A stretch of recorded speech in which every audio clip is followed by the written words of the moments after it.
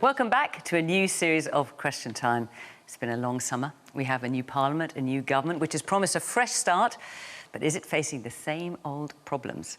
Let's find out with our audience and panel here in Ashton-under-Lyne. We're just half an hour's drive from Manchester, a city whose council, mayor and MPs are all Labour. And following the general election, our audience here reflects the new electoral picture across the country. Welcome to Question Time.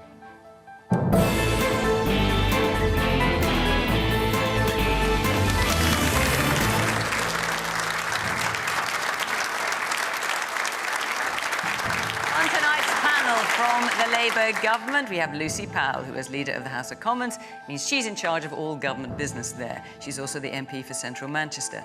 Graham Stuart served in the governments of the previous three Conservative Prime Ministers. He's also been MP for Beverley and Holderness in East Yorkshire for nearly 20 years. Tim Farron led the Liberal Democrats for 3 years until 2017 and is now their spokesperson on the environment, food and rural affairs. His party now has a record 72 MPs at Westminster.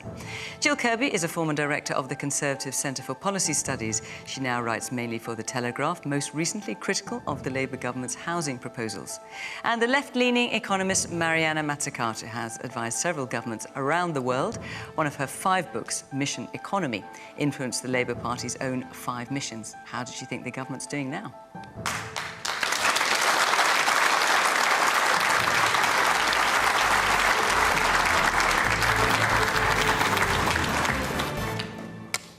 Good evening, welcome to our panel, welcome to our audience, and of course, welcome to you at home. Great to see you after the summer. A word about the audience. Now, I mentioned obviously there's been an election in July, so the makeup of our audience has changed to reflect the new electoral picture across the country. So more people in our audience now voted Labour than for any other single party, then followed, of course, by the Conservatives and the Lib Dems, and a proportionate number of other parties that did well in July too. So that is how it's going to work now that we have a different government. So, on that basis, let's take our first question from Nathaniel Wellesby. Is there any justification for an MP to ever accept a gift whilst in office? A lot of you asked about this, which is why we're dealing with it first. I might just add that a lot of you also asked about the cutting of the winter fuel payments. So we're going to come to that afterwards. But let's deal with this on its own to begin with. Is it ever justifiable for an MP to accept a gift while in office?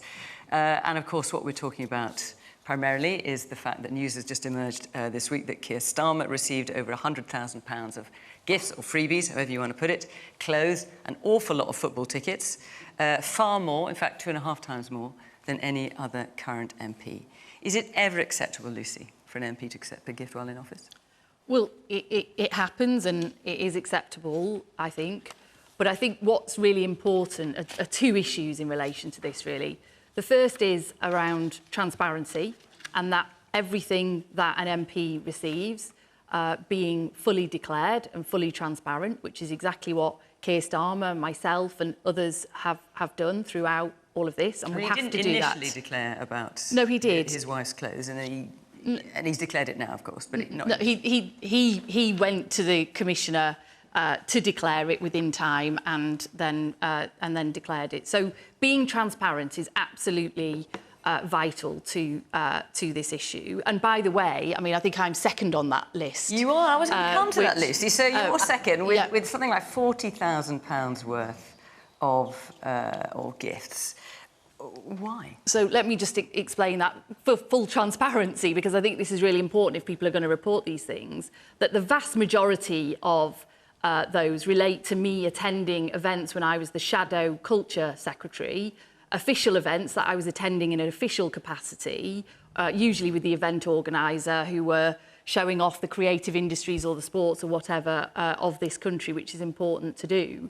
But one of the quirks of our system is that ministers don't have to declare those in the same way. So I was actually at all of those events with the Secretary of State. I was the Shadow Secretary of State. They don't have to declare them in the same way with a monetary value and so on, which is why on that list that's widely being shared today, there are no former Conservative ministers on that list, even though they would have been attending the same event. So just to be clear about that. But transparency is really important, and let's be fully transparent about that for everyone concerned. And why is transparency important? Transparency is important so that you can then make a judgment about whether such gifts or such events that you're attending are in any way a conflict of interest or are giving undue influence on policy or your actions of you attending such events. And what I would just be absolutely clear about, in the case of me, the Prime Minister, the Labour government, in being fully transparent about that, there are no conflicts of interest. There aren't those undue policy influences. That's why, for example, we are, in a few weeks' time, we're bringing in a football regulator, which the Premier League and many others absolutely don't want us to do. We are taking on issues around dynamic ticket pricing, for example. We have just published the Renters' Rights Bill. Now, I think this is really important, the Renters' Rights Bill, which landlords have been heavily lobbying the previous government to water down and delayed, which the previous government did. We're bringing in criminal sanctions. Hang on, because you're going all over the place here. But no, it's specifically, specifically asking, we're not asking for your entire kind of parliamentary plan for the next year, but Nathaniel is asking specifically about gifts and freebies. So you mentioned how, a lot of the things you were going to in your role as Shadow Culture Secretary. You also went to football matches as Shadow Leader of the House of Commons. What's that got to do with your job? Well, actually, the only football match I think I went to as Shadow Leader of the House of Commons was in my own constituency, because I represent Manchester City as well. So I have a constituency relationship with my local club, which is sort of what I would expect. People would expect that I do have. Well, should we and see, so obviously, there obviously have to declare. But I think it's let's hear it, mix. I've let you talk a long time, Lisa. Yeah. We're also very interested in what you've got to say. Nathaniel, you asked this question. Do you think it's ever acceptable? No. I mean, obviously, Lucy's made the point because that it's part of her job and also as a local MP, but you do not buy that? No, that was very tactful that you said events. We're not talking about events because Keir Starmer accepted glasses, clothes, and etc. That is very different to an event. I find it, in any industry, you have to do corruption and bribery training. And it kind of feels like when you get into an office of a land, you immediately get impacted by people who want to give you gifts, and it just looks like corruption. Because what you're doing is you're accepting these gifts across the board, no matter what it is, and then magically, maybe a year down the line, you might vote a certain way, or you might meet a person who then catches your ear and then they persuade you a different way because they have the power and the money to do that. Whereas it just feels like a level of corruption that shouldn't be there. You're in the highest office of the land, you should just not do it. Graham? Can I just respond to that? Because I do think it is really important. And you're right. That's why you've got to have the transparency. And that's why you've got to... Hang on a minute. And that's why... Yes, he was. Yes, he was. And he has always been. The vast majority of these do relate to attending events, by the way. But I think the really important thing is that is not in any way shaping policy. In fact, it's the opposite. The vested interest of this country, the corporate interest, whether that's the rail companies, the water companies, landlords, the Premier League and others, those vested interests, we are taking head on. Okay. We are on the side of consumers, we are on the side of fans, and we are not being bound by that. I do dispute your claim that Keir Starmer was being transparent. He wasn't transparent. The £16,000 worth of clothes and glasses first appeared as expenses associated with office. He only disclosed later that it was actually stuff to put on the end of his nose and stuff to put on to wear. And the guy who gave him all the money and then gave all the money for his wife to be dressed up to the nines then got a pass into Downing Street. This is Lord Ali you're talking about, a Labour peer and a Labour donor. Yeah, who has his own business interests, plenty of them, obviously to make the sort of money where he could hand this out. He clearly was buying influence, and Keir Starmer does not need to have his clothes bought for him. He should have gone to Specsavers like everybody else. You cannot justify that. It looks terrible. I don't see how he can get back from this position of clearly taking huge advantage of the fact he was about to be in power. He was convinced he was about to be Prime Minister. Come on, bring it on. And his wife, who we thought was just a health service worker who didn't want to be in the limelight, wants to put on her back all the designer clothing. I find it really creepy that a politician's wife could actually have her clothes bought for her. I mean, I'm wearing a jacket I bought 10 years ago. It's not necessary. And I would feel really uncomfortable if I were married to the Prime Minister and some guy who was giving money to the party said, here, have all this money for your clothes. I would say, no, give it to charity, give it to a good cause, give it to people who need it. OK. Let's come to you, Graham. Obviously, I've looked at all of you. So you have accepted tickets to cricket, to football, from places like the Betting and Gaming Council. Answer Nathaniel's point. That's buying undue influence. Well, I take Nathaniel's point on board, but I was not responsible when I was a minister and went to those things for those areas. So one of the rules, as well as... you knew people who were, and you could put a word in their ear. As well, Fiona, as transparency, we have a rule that if you are dealing with a regulatory issue that's coming up and is pertinent, you shouldn't be taking hospitality from them. And Lucy's just said tens of thousands of pounds from the Premier League for a Prime Minister who's about to start regulating, possibly, the Premier League. And she thinks you have to be in this kind of new Labour bubble to not see how wrong that is in principle. Well, can and we he just... hang on. He was, and for Keir Starmer, and I think, forget the tickets, forget the frocks, forget the spectacles, the suits, and the access for Lord Ali. What really, I think, gets in people's craw, and I was knocking on doors in my constituency on Saturday, is the hypocrisy. The promise was, and the millions of people voted Labour, because they did buy that we needed a cleaner politics. They wanted greater propriety. Well, should we they just were promised transparency. Instead, they have a man who was more pious than the Pope when he was in opposition. And now we've gone from pious Keir to grasping Keir. Well, let's talk about your record. Hang on. Like let's talk about your record. Reeled out to try and defend him. You're talking about hypocrisy. So let's just look at Boris Johnson for a minute. Because Boris Johnson declared... I mean, the list is only of current serving MPs, so someone like Boris Johnson is not on it. And not ministers. And not ministers. So Boris Johnson declared well over Keir Starmer's amount before resigning his seat, including 23 grand for his wedding. And that included a South African meat grill, an ice cream van and portaloos. So are you saying that you were better than Labour, or are you trying to say Labour was as bad as you were? Well, it's sad. I think the public will conclude exactly what you just said. They were promised... That they're as bad as you were? Is that what you're trying to say? They were promised that things would be better. Starmer said that he needed to... I mean, he actually said that we need to ensure that people cannot use their office in order to get benefits and open the door to vested interests. They literally opened the door to 10 Downing Street Let's hear from the to let people come in. Yes. Hi, thanks. So everybody keeps talking about transparency as if that's the answer and that makes it OK. But the question is whether it's acceptable to take the gift in the first place. So we should be saying no. There's no need to be taking that gift. Whether you declare it or not, it doesn't make it OK. Even if it's part of your office responsibility? You know, say you're looking at sports and it's the Olympics, they want you to go. Yeah. You should say, no, I'm going to pay for my ticket like everybody else. Well, that's business related and it's a business expense. A gift is something that you don't require. It's given for pleasure. Yeah, so why would anyone be taking that? And the man there in the glasses. The MPs and ministers do get some kind of corruption training when they take on the office, or is it just expected that leave it to their own morals and judgment? Okay, man behind you. I was just wondering, what are the tax implications of accepting these gifts in, you know, the way you would maybe tax a house being handed down to the next generation of the family? I have no idea, but Tim, perhaps you can tell us. But we had a look at you. Go on, have a look.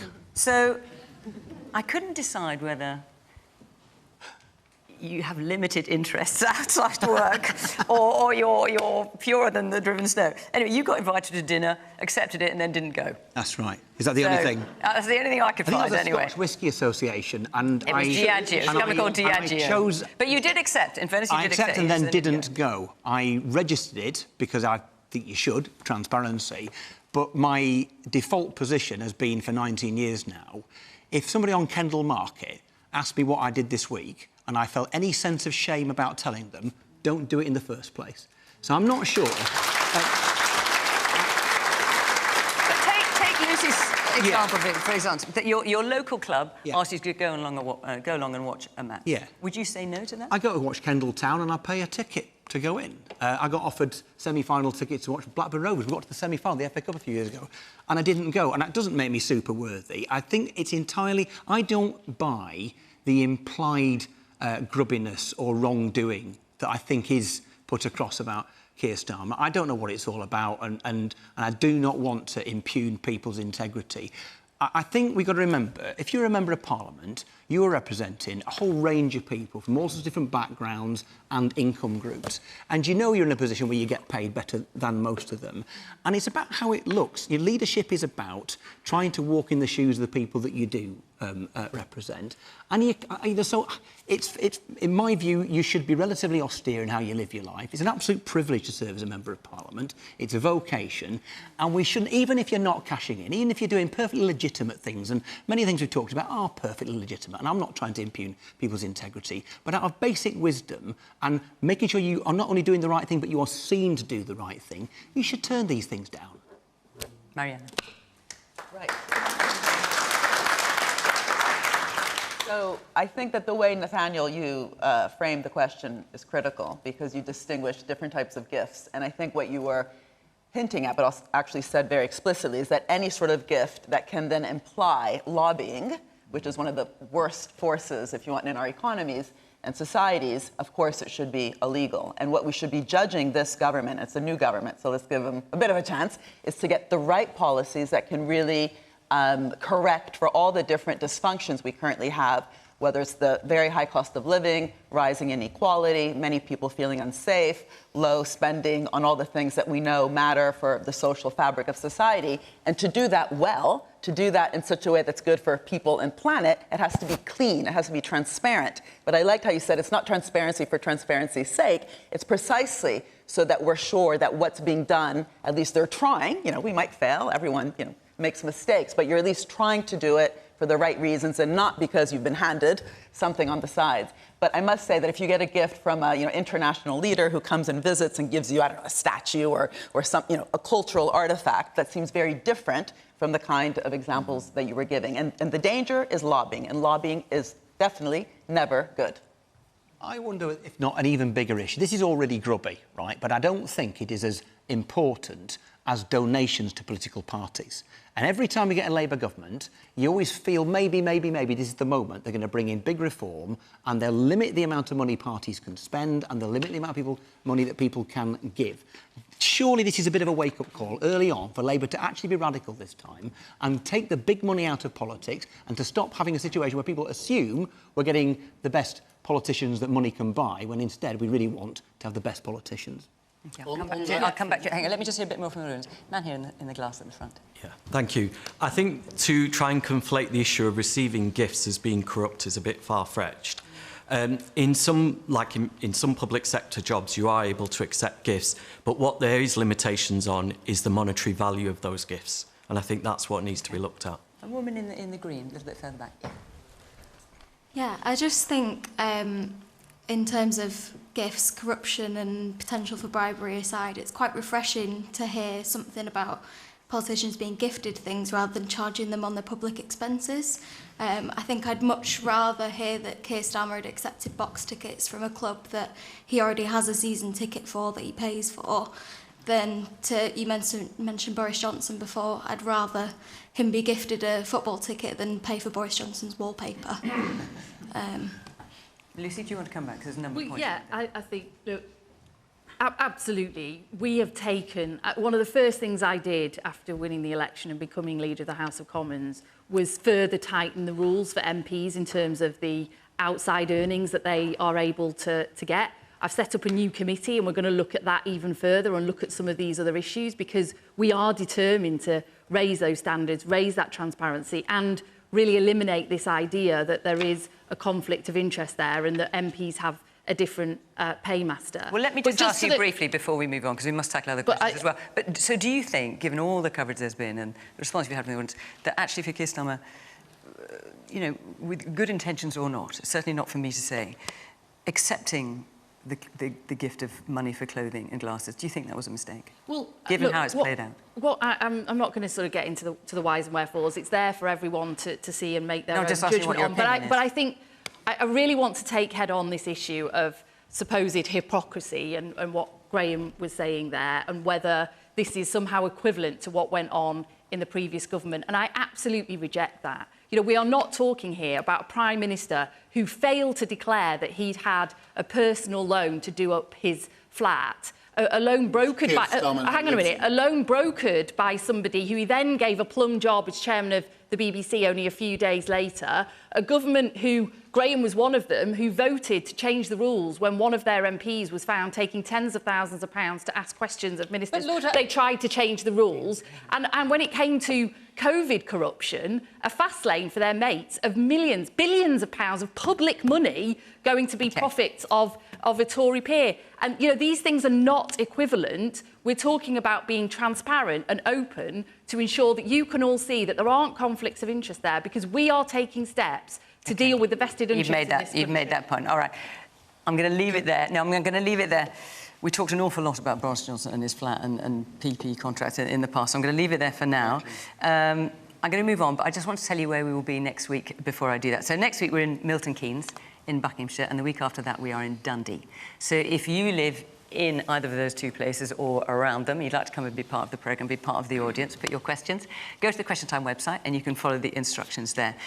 You'll see all our locations there, in fact, in the run-up to Christmas, including a special US presidential election programme, which we will be broadcasting from Philadelphia in October. More on that next week. But for now, let's go to our next question, which is from Gareth. There you are. Is the removal of the winter fuel allowance the beginning of Austerity 2.0? Right, I'm also going to come to all of you on the panel about this, and clearly we're talking about the cut in the winter fuel payment, £200 to £300 a year, so the only people that will get it now are pensioners either on pension credit or on other benefits, which means that up to 10 million pensioners may lose out. Mary, I just want to come to you first as the economist on the panel, and you've had quite a lot to say about Labour's spending plans in addition to this. Is this the beginning of Austerity 2.0? Well, first, I think it's very important to talk about, kind of good debt and bad debt. And if this is being done simply to reduce the so-called 20 billion hole that the Labour government inherited, we need to realize that a lot of that hole was actually due to a lot of incompetence, for example, around tax. It wasn't because too much was being spent on all the things that we need, like infrastructure, whether it's our housing infrastructure, transport infrastructure, health infrastructure.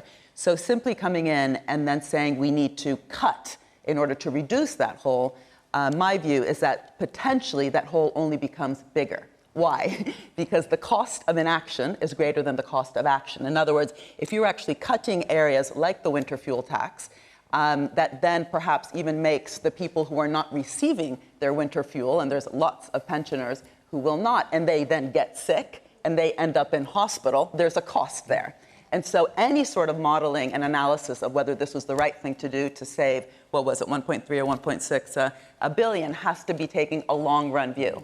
And by the way, this is always true, right? Anytime we make a cut, it looks like it's a cut and it looks like there might be a saving, but in so many different instances, we see that actually that ends up costing the economy much more because of what it actually does, again, to the kind of social fabric, to the health and well-being of people. It costs less, to educate a child than to put them in prison. So there's all sorts of different ways in which presumably you've got to find the money up front to do that. And where are you? Well, no, because governments aren't households, right? I mean, as a person, you would have to do that, but governments always create money. The question is, are you just creating money? By borrowing? By borrowing or raising taxes? By borrowing, of course. Well, you could do both, but the point is, you don't just want helicopter money and spending for spending's sake. If you're actually spending in anything that kind of expands the productive capacity of the economy, but also health and well-being of people, ultimately, that will also increase productivity, it will increase growth. That's the denominator, by the way, of debt to GDP, right? GDP, which is the denominator, is fueled by the types of investments that we make, which include health and well-being of people, which we should make anyway. It shouldn't be an economic, if you want, calculation. We should care about humanity and especially the most vulnerable people. And apparently there will be many vulnerable pensioners who will not be getting their winter fuel payment. But that issue of always comparing the short-run saving, actually plotting out the cost that will actually have, both in terms of the human tragedy, so people will be cold, but even just on economic grounds. And I just think also, I actually think this government is beginning very much on a strong footing, talking, for example, about these 5 different missions. I kind of helped inform, if you want, the approach. I'm trying to help them get it right, but one of them is a health mission, one is an opportunity mission, one is a mission about health and well-being of young people, because it's about keeping our streets safe, but that's not just about policing, right? So I think that's where the focus should be. And given that we do have the opportunity mission and the health mission, and I think these are really important, making sure that that initial cut is not only potentially a problematic narrative, right? You start and immediately you are potentially, if you want, doing something that can be interpreted as austerity, but also making things worse for people, right? You know, why not really focus on those investments that are needed, which ultimately will also be good for the public finances? Yeah. Yeah, I think the winter fuel allowance has been quite badly targeted in the sense that quite a lot of people receive it who actually don't need it. But I do think it's been very badly handled, because one thing that this government should have done is give plenty of notice of the fact they're going to withdraw a lump sum of money, because people have now budgeted for the winter, and then to be told they're not going to get £200, £300, the reaction for many pensioners will be turn the heating off, and then we have the consequences Mariana talks about. So, but are you saying that with notice it should be means tested, but perhaps not at the level at which it's I think with more notice, and also maybe put it into the pension and then tax it for the people who are well off enough to be paying lots of tax, so that it's not actually landing in the laps of people who really do not need this money. That can't be a sensible use of government funds, to dish it out to people who already have very good pensions. But the second thing is that clearly a lot of people, nearly 1 million people, I think, who should be claiming pension credit aren't claiming it. People like that are probably going to suffer most from this withdrawal. They need to be given a much simpler form to fill in, to encourage to claim what they need to help them with their expenses so that they can heat their homes. So, you know, it's not sensible just to dish out freebies, as it were. You know, people who don't need it, let's give everybody this money. Give it to the people who need it. Make sure it reaches the right people. Woman here in the front. Over 570 MPs are entitled to claim £3,500 heating allowance. If those 570 MPs didn't, over 6,700 pensioners would get a £300 winter fuel benefit. How do you justify withdrawing the money from pensioners? Lucy, I can't testify to the maths of that, but in terms of the principle and what you've heard on so far. Well, obviously, pay heating in our homes like everybody else, and have seen those costs going up and up in recent years, with inflation and energy costs going up. And look, there's no denying this is an incredibly difficult thing to do, and it will be difficult for people, and it's not something that we came into government wanting to do at all. And to answer the question about austerity, absolutely no. Austerity was a political economic strategy employed by the previous Conservative and at the time Lib Dem government to reduce the size of the state for its own ends, really. It was their agenda to do that. Look, what we came in from the election and discovered was a much worse situation. I mean, we knew it was bad anyway. Everybody knew it was bad anyway, but it was a much worse situation than we expected. It was a worse situation than the official spending watchdog, the OBR, expected as well, and the Institute for Fiscal Studies and others. There is this big black hole. It is significant. It's for this financial year. The question is about austerity 2.0. Yeah. So when Streeting was saying, I can understand there'll be some pensioners thinking, you know, why us? What about others?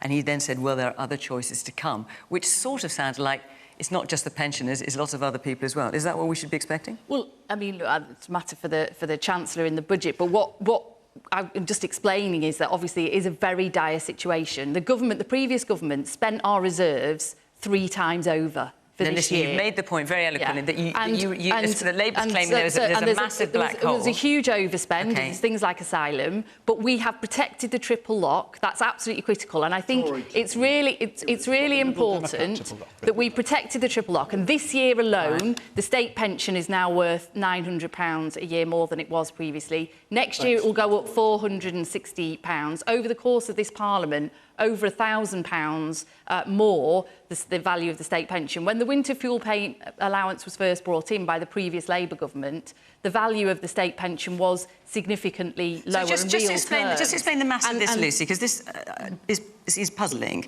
Sorry, just hang on a second. What Labour has done is ask anyone who thinks they might be eligible for pension credit to come forward and claim it. Now, if in the unlikely event that all of them did, but let's say lots of them did, that would wipe out the saving that you're making by cutting winter fuel allowance. So what's the maths of that? How does that work? How is that saving money? But it would then be very much focused at the people who needed it the most, wouldn't it? But it wouldn't save any money. So, you know, it would be focused at the people who need it the most. And that's why we've got a big campaign to get people on pension credit, because that's a really important safety net as well. And if they do, you'll be back to square one financially. Well, we're not expecting 100% take-up in pension credit, but if people are eligible for it, they should... Okay. But it's only... The take-up at the moment is really, really low on pension credit. I hear that. Listen, there's a few of you. Let's try... We brought it in. Little batch of you there, all with your hands up. So let's try and get to the woman in the stripy top. Why was there no mention of the cancellation of the winter fuel payment in your manifesto? All right, I'll come back to you on that, Lucy. Woman here. Ruled out scrapping the single-person council tax discount. Would that then not further hit these pensioners? Sorry, just say that again. The single-person tax allowance. Council tax. Yes, so council tax tax. discount. Yeah, you get 25%. Yeah. Okay, the man next to you.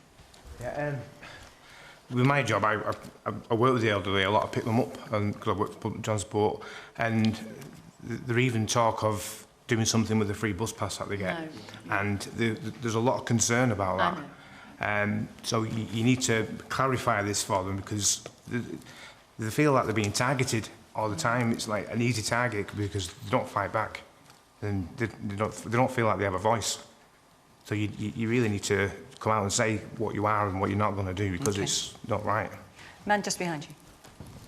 Yeah, I think I've heard that if you can claim pension credit, it qualifies you for a number of other benefits, does, yeah. like attendance allowance and stuff like that. Well, that's if you're disabled as well. Yes, yeah. but it should be a catalyst for the government to do a lot more to communicate that. And then, yes, like you said, it's getting to the people who need it the most. And there may be other benefits that they can claim because they're getting pension credit. But yeah, so you're just thinking that should be bigger. amount. I'm going to come back to Lucy, I promise. Tim. Yeah, I mean, well, first of all, you've got those, 30% of people who are on, or would qualify for pension credit and don't for all sorts of reasons. And as has already been said, if all of those people did sign up for pension credit, they would then get the winter fuel allowance. That would wipe out any saving whatsoever. It's almost as though the government is banking upon the poorest pensioners not applying in order to be able to bank this saving. But yes, those people at the very top end, if you're on the top rate of income tax, then I think there should be a very simple way of being able to remove the winter fuel payment from those people. But and is that what you'd recommend? Well, that would be a much fairer way of doing it. Testing it and setting the bar That would be higher. a much fairer way of doing it. But the problem is, to get pension credit is a really low threshold, or rather, to miss out is a low threshold. So you can be on, £12,800 a year, and you're earning too much to get pension credit. So you're on barely just over half the minimum wage, and you're deemed to be well off enough to be able to cope without it. So that is outrageous when you think about the consequences of people. You know, austerity is often bandied around as a political term, but individually, household by household, there will be elderly people practising austerity themselves this winter. That's the money that would see them through December. So they will turn off the heating in December, potentially. And that is outrageous. And politically, I think it's a mistake as well. I mean, I hate to make light of this, but Keir Starmer's honeymoon has lasted less long than Liz Truss's premiership. And this is one of the reasons why. Because yes, tough decisions probably do need to be made, but tough for whom? Tough for thousands and thousands, in my constituency at least, of pensioners who can't afford to do without this money, and they will choose between heating and eating, and in some cases they won't be able to afford to do either. Great.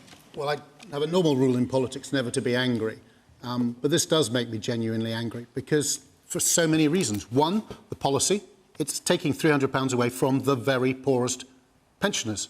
And we know the Labour Party, when this was mooted for the reasons we've given about means testing, and we looked at trying to find a way of removing people on high incomes from it in a way that was simple and cheap, because you don't want to give it to millionaires, do you? But you do need to give it on people, as Tim rightly says, on low figures. And the Labour Party's own analysis in 2017 suggested nearly 4,000 people would die in a winter as a result of this policy. And so as a result of means testing it. As a result of means testing this. Because, of course, the poor, as has been said, the very poorest pensioners are not the pensioners on pension credit, very low income though they've got. They're the people who are eligible for it, but for one reason or another don't claim. And those people get the £300.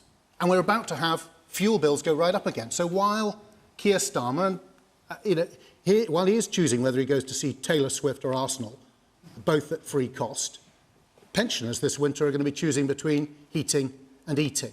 It's that serious. And But the government can do that. The government has been elected and it has the right to make these tough choices depending on the situation.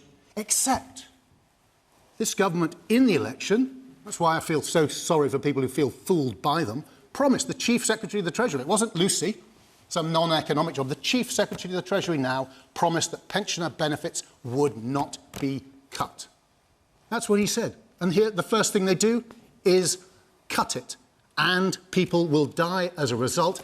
And then from a process point of view, they're obliged. If it would cost business, however defined, more £10 million, they are legally obliged to do an impact assessment. They did the equalities impact assessment, which we had to force them to bring out into the public, so much for transparency. But that's because in all cases they claimed an exemption. But how does the removal of all of this funding from, it's supposed to save, I think, £1.4 billion. How does that not have a £10 million well, listen, let's impact? put So there's some no lucidity. impact assessment. People will die. They promised not to do it, and they haven't even done the most basic procedures to make sure they understand. Will the impact, in fact, either because of take up a pension credit, I mean, hallelujah if you can get everyone on it who deserves it, but we've tried, we got it up considerably, we had the record number last year, but it's not enough. Okay, all right. Let's answer some of these questions. So, Lucy, first of all, in terms of questions from the audience, you made the point that wasn't mentioned in the manifesto.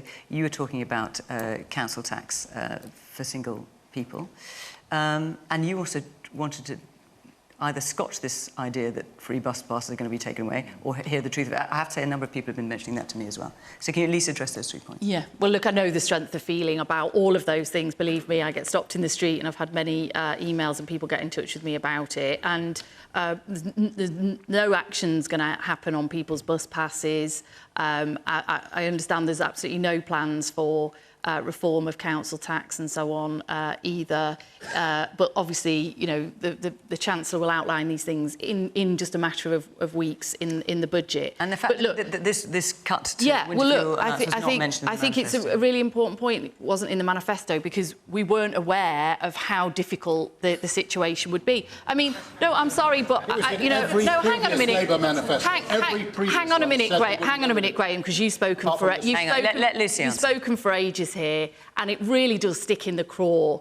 You know, the state that you left the economy in, what happened under Liz Truss's premiership, a government you supported, that saw interest rates absolutely going through the roof because she was making unfunded tax commitments. It's not irrelevant because, do you know what? Inflation went through the roof, energy costs went through the roof because you didn't plan for the future and energy security. Hang on, let Lucy answer. Interest rates went through the roof. And who is it who pays the heaviest price when our economy crashes? Who is it who pays the heaviest price? It's the poorest in society and those on fixed incomes like pensioners who can't keep up with rising prices, rising rents, rising interest rates. That was because of your government, and we're having to clean up the mess of it. And it's not what we wanted to do. It's not what we're about. We're trying to protect people as much as possible in those difficult times. But the first line of our manifesto was that we would provide economic stability, because economic stability is how you secure people's living standards over the medium term. And we will secure people's living standards. That's what we are about. And under the last government, under the last Conservative government,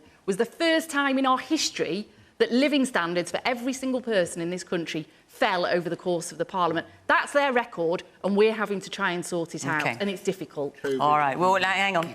We may come back to this subject, but for now I want to move on. I'm just going to try and answer the main topics that you suggested to us this evening. So let's find Danny Anderson. There you go. We'll hear from you again. Yeah, with the recent deaths in the Channel, was it right for the Labour government to cancel the Rwanda plan? Did you support it? It's not the best plan in the world, but it was something that was in place. We've got nothing in place at the moment. We just... Well, nothing as a deterrent, is that what you mean? Yeah, nothing as a deterrent. There's no plans in place, and it seemed a bit silly to scrap everything and have nothing. OK, so look, Graham, I'm going to come to you. And the Rwanda plan obviously is dead under the Labour government, as you always said it would be. And let me just quote John Major to you, who called the Rwanda scheme unconservative, un-British, un-Christian and unconscionable. So that is his view of it. Is it right to scrap it?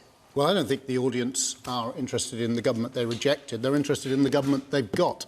And It took them 11 weeks to get this new guy to head, Martin Hewitt, to head the border force. And the first thing he said was, do you know what this country needs? It needs a deterrent. Yeah. If it doesn't have a deterrent, if it doesn't have a Rwanda, so he's got, if you remember the sheer hypocrisy they come out with, it seems to be their absolute go-to thing to be hypocritical. When Conservatives went to see... Yours is being in denial, Graham. You're in complete denial about your responsibility. Prime Minister Meloni in Italy, it was mocked. Now when Keir Starmer goes and talks about learning from them about sending people to Albania, apparently it's genius. You need a deterrent, otherwise they'll keep coming and they'll keep dying. And that's why we invested. Who did it deter? We invested. Who went there? Who did it deter? Lucy, I'll tell you who it deterred. A single illegal migrant at all. Lucy, Vote numbers went up. You can speak over me if you want. Yeah, I can. If you finished, I'll answer then. You saw it in the people who started going into Ireland was almost calling an emergency because they were getting people arriving because they were afraid of it. And we saw, not only have we seen... I think calling an emergency might be a slight exaggeration, People have if I may been say. popping the champagne corks outside prisons, hardened criminals as they've been let out early. And the only let's people just stick with migration. The only people happier than them were the people smugglers interviewed by the Daily Telegraph 2 days before the election, praying for a Labour government, because with the deterrent removed, they would flood over. And how many tens of thousands of people have come over since the election? That's what Labour have done. If you don't have a deterrent, they'll keep on coming. People will die. It's inhumane and it's wrong. Lucy. Well, look. I mean, the one point that Graham made, that when Martin Hewitt said deterrence is needed to form part of the government strategy, in addition to dealing with the gangs, you've got Tony Smith, former head of UK Border Force. I don't see what the deterrent is at the moment. Afghans, Iranians, Syrians are just going to continue to fuel the smuggling supply chains. Because they need to know that they will be stopped, and the deterrent is smashing the gangs and smashing this inhumane... So, look, on Rwanda, let's just be clear about that. More Home Secretaries went to Rwanda than illegal migrants. It cost £360 million. Now the Germans... And not a single illegal migrant went there. It didn't deter a single illegal migrant from crossing the border. We have put the 300 officials that were dealing with that Rwanda scheme that wasn't doing anything, we've put them on returns. We've returned more people to countries like Albania, like Vietnam. Over this summer, we've returned more people than has ever happened over a summer before. It's gone up 25%. We had more people on one plane. We had more people on one plane than has ever been sent out of this country on a plane. That's why we've set up the National Border Security Force with a commander in charge, pulling all of these efforts together. We've employed another 100 national security officers on that, because we've got to smash, from root cause, these criminal gangs that are trafficking people, but surely, encouraging people, as long as I mean, one thing that these people are saying is, as long as people want to come, the gangs will exist, no matter what you do. Well, look, we know that this is a really tough issue on which we are going to be judged. We know that, and that's right that we are, because people want to see action, and it's gone on for too long. And that's why we are focusing the whole efforts of government, where will be new sanctions, there will be new legislation. I mean, the last government brought in several waves of new legislation that did absolutely nothing, but we will be giving the new National Crime Agency, the new Border Security, we'll be giving them National Crime Agency kind of powers to really tackle these gangs at source. Right. And as I say, returning to countries is a key part of that as well, which is what we are doing at a scale that's not been done for a very long time. I mean, just looking at the people coming, I'm going to obviously come around you, but returning people is hard when you can't return to the countries such as Syria, such as Afghanistan, such as Iran.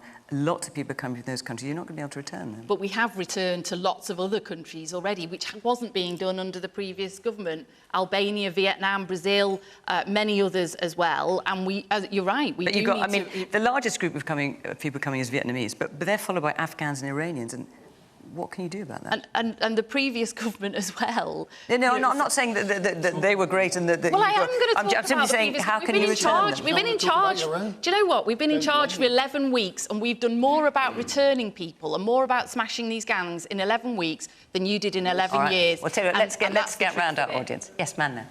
Okay. Hi. This discourse that, people have come to this country and they're coming to exploit the country is false. And what's happened is it's prevalent in the current newspaper stories and so on as well. And we've been fed this diatribe that, you know, people coming here to ruin this country, they've not. My parents arrived in Ashton-under-Lyne over 50 years ago. We were given support with English lessons so we could integrate. The local authority provided us with housing. 55 years on later, myself, my sisters, we've settled down. We are, we are productive members of British society. Okay? And that is because we were welcomed here. My mum was supported through the Learn English scheme, where people would come to her house and give her lessons in Learn English. There was volunteers. Right? What's happening is we're told that these people are other. They're not human. They actually want to make a contribution. And there's a massive employment problem. I go into shops today and there's not enough people to serve me because people aren't willing to do those jobs. There is a labour shortage out there. And the potential there is that we've got obligations for these people. The reason that people arrive here from Libya, people arrive here from Zimbabwe, just two examples, are because we had a colonial history. We went there and we ruined things in those countries. So some of the reasons those people are here is because we, the British, actually went there in the first place. There's the man next to you. Yes, the man next to you. Yes. Yeah, I just want to reiterate that my parents were immigrants as well from Jamaica, and they paid their taxes, I paid my taxes. By profession, I'm a nurse. And I just wanted to say that, please, to the panel, please see people coming from a different country as human. As somebody born to immigrants as well, you know, whether black, white or green, in my profession, I respect everyone, and this is about respect. Please stop demonising people. People have come from some horrendous circumstances. However, I do agree, if it's not being managed properly, it has to be. But please, don't take the human out of the human. Okay. Thank you. And let me hear one more point from the man in the black top, just behind you, actually. The man in the black top, yeah. Good evening. If Labour's plan to smash the gangs fails, what, if any, is your plan B? Because it's obviously failing. All right, There'll be more and more coming every week. OK, Lucy, I'll come back to you. Let me get around the rest of the panel. Jill? Yeah. So let me remind you of the question. Was Labour right to scrap the Rwanda plan? No, I think it was very foolish to scrap the Rwanda plan because it was, as Graham's pointed out, a deterrent. It was having some effect. We could see that happening across the border in Ireland. A lot of money had been spent.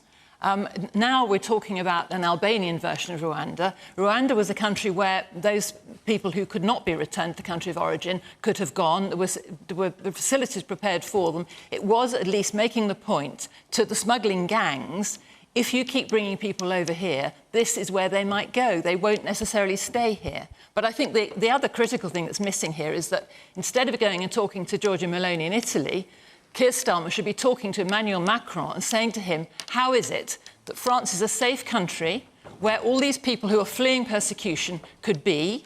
You're letting them get onto unsafe boats to cross the channel. Your coast guards are helping them out to sea, basically, so that we take over on our side and bring them here. That is incentivising death by paddle boat or death by travelling in a dinghy.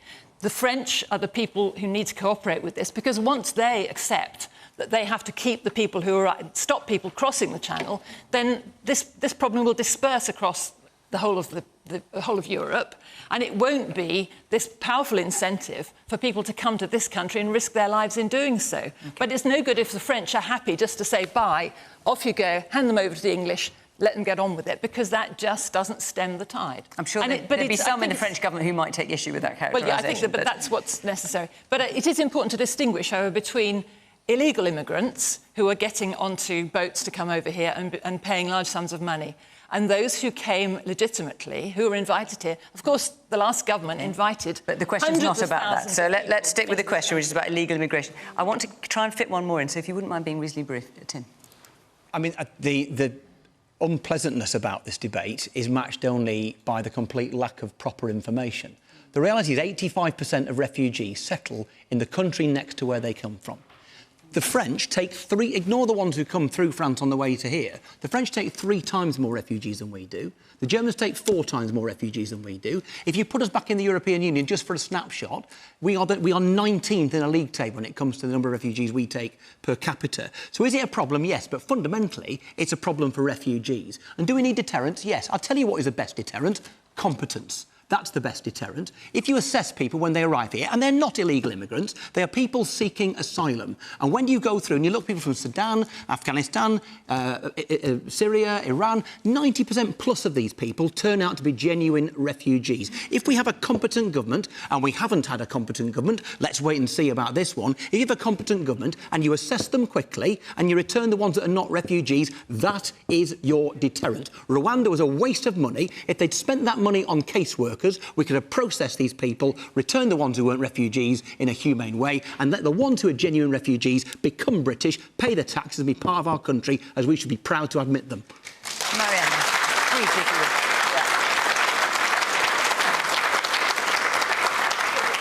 would. The British economy depends on inward migration, and most of the migrants that come legally, and they contribute net contributions, so cost versus what they're actually contributing, 3.3 billion a year. So the problem we're talking about, as you say, is the illegal migration. And unfortunately, you actually have to be on UK soil to apply for asylum. So that kind of illegal aspect is built into the system. And once you're here, if the system is incompetent and hasn't been funded, if we have such a problem with the process through which people seek asylum, that, of course, creates the problem. So again, I always come back to that kind of rhetoric of the cost of inaction is greater than the cost of action. That's where we should really be focusing. And as you said, actually also welcoming. I mean, there's been so much rhetoric, right, that we purposefully want to unwelcome people. And yet both stories we just heard were incredibly important in terms of the investments that were being made in housing and education and English lessons.